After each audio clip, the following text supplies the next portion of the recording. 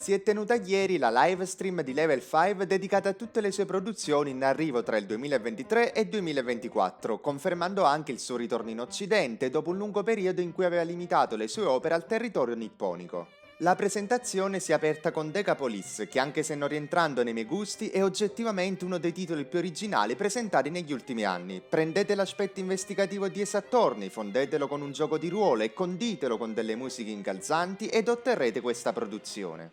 Continuando, è stato anche svelato il sequel di Fantasy Life, un simulation game con elementi RPG, e il titolo ideale per chi cerca un Animal Crossing molto più coinvolgente. A seguire è stato il turno di Megaton Musashi, un action game ambientato nel futuro che vede come sua meccanica principale il combattimento tramite armature robotiche. Ma arriviamo al cuore della presentazione, quel che realmente ci interessa, il professor Layton and the New World of Steam. Che dire, spettacolo puro. Mi dispiace per chi sta ancora recuperando la saga in quanto il trailer parte proprio spoilerando l'intera timeline oltre che il finale dell'ultimo gioco. D'altro canto però era necessario, in quanto la nuova produzione riprenderà proprio il filone di storia lasciato in sospeso dall'opera conclusiva, quando Luke chiede al professore di aiutarlo a risolvere un ultimo mistero. Vorrei subito far chiarezza su un pensiero che tutti i fan, me per primo, hanno avuto fino a questo momento, ossia, dopo il disastro di Catriel, Level 5 riuscirà mai a riportare la serie Layton agli altissimi livelli che aveva raggiunto in passato? Ebbene, la risposta è affermativa, sembrerebbe che la Software House abbia riportato la saga ai suoi vecchi splendori, non tanto per la trama, in quanto dal trailer è stato mostrato poco o nulla, quanto per la magica atmosfera che sono riusciti a ricreare. Il nuovo mondo avvolto dal vapore e tutte le novità tecnologiche come il robottone che guida Luke è una gioia per gli occhi. Ed a proposito dell'apprendista del professore, trovo il suo nuovo design spettacolare. E a dirla tutta anche un po' inquietante, con quei due mega occhi neri privi di iride.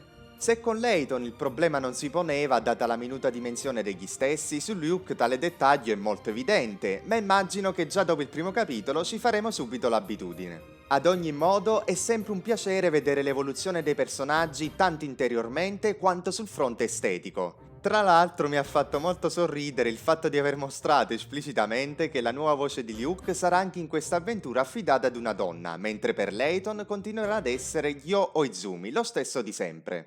Un altro dettaglio da sottolineare è che Akira Tago, il creatore degli enigmi della serie, morì poco dopo l'eredità degli Aslant ed il suo posto in questo nuovo gioco è stato occupato da Quiznock, un gruppo specializzato proprio nella composizione di puzzle. Personalmente sono curiosissimo di vedere in che modo si evolveranno gli enigmi e se saranno in grado di eguagliare in termini di difficoltà ed intrattenimento quelli classici del franchise. Di sicuro erediteranno molto dall'ultimo titolo di Catriel Layton, che essendo stata rilasciata anche per Nintendo Switch, presentava puzzle risolvibili tranquillamente senza pennino. Discorso simile per la colonna sonora, che dai pochi secondi del trailer si è dimostrata ancora una volta eccezionale. Passiamo adesso all'ultimo dettaglio, quello più importante per i fan, la data di uscita. Come avevo pronosticato nel mio video sulla timeline del professor Layton, è ancora presto per fissare il rilascio e continuo a pensare che non lo vedremo prima dell'ultimo quadrimestre di quest'anno. Ma andiamo un attimo indietro nel tempo. Il primo trailer dell'eredità degli Aslant l'abbiamo avuto nel Direct del 7 agosto 2013, con rilascio effettivo l'8 novembre dello stesso anno.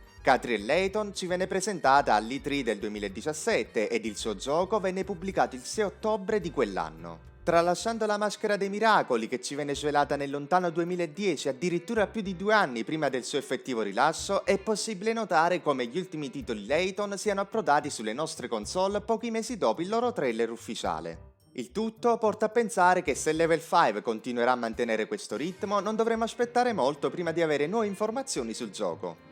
Bene, questo era tutto per la presentazione di oggi. Ad onor di cronaca è stato presentato anche in Azumi Eleven Victory Road.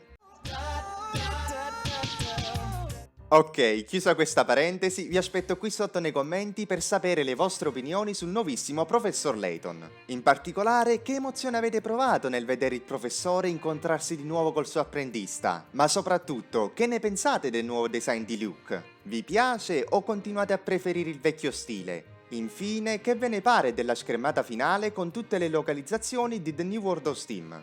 Se siete nuovi, vi invito invece a recuperare i miei video sul professor Layton che vedete attualmente in sovrimpressione o nella playlist dedicata. In attesa del mio prossimo video, ciao e buon gaming a tutti!